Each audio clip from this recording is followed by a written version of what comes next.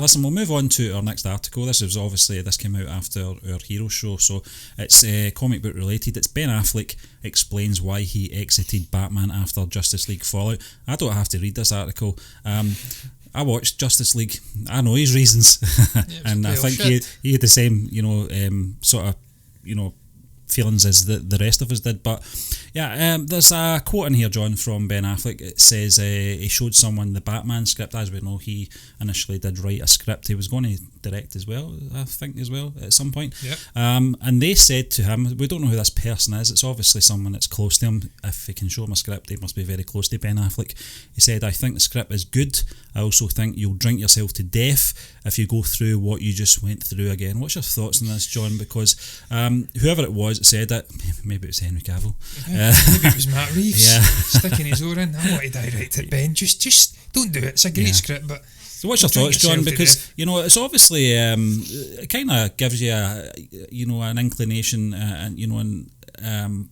I kind of gather what Ben Affleck must have been going through after the Justice League Fallout.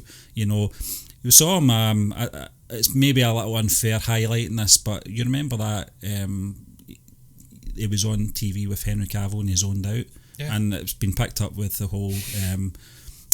Hello darkness, my old friend thing, and zooming in and when he's zoning out. But you could see he was clearly affected by it. When they were doing the promotion of the Justice League, he just looked out of sorts for such a guy that's full of enthusiasm and passion normally. When he was doing the promotion, about that character. Yeah, he has a bat cave in his house. Yeah, I mean, it was so so close to him, so close that he actually wrote a script for it as well. But what's your thoughts on this anyway? Stephen, I'm conflicted. I'm disappointed in one breath, if you'd like, lack of better word spring to my mind at the moment. Yeah. Because he is clearly so passionate about the character. As I did say, he has a Batcave, and he was great in the role as this grizzly veteran Bruce Wayne. So it's a shame that he didn't get to see his creative vision play out. We never really got an out-and-out proper Batman movie in his era. I mean, I don't count Batman v Superman. That was a disaster of a movie.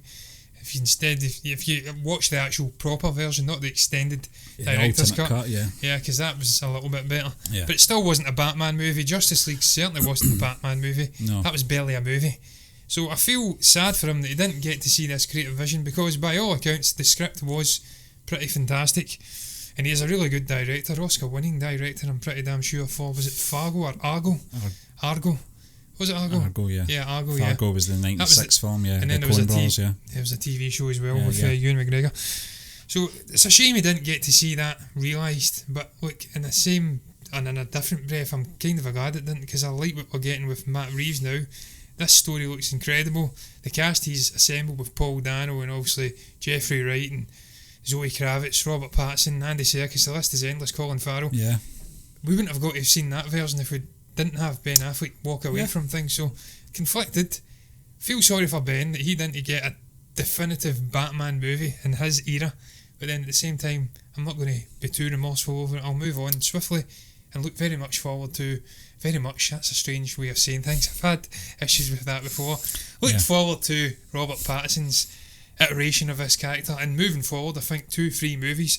But yeah, look, I don't even believe this, Stephen. I've seen so many snippets coming out about this reasoning behind him leaving obviously DC and Warner Brothers and stepped away from the Batman. I'm still convinced there was studio interference.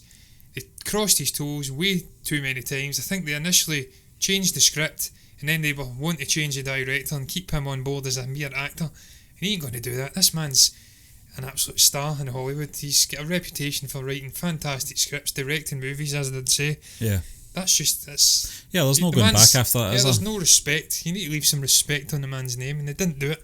So he walked away. And now this is just saving face. I don't believe it.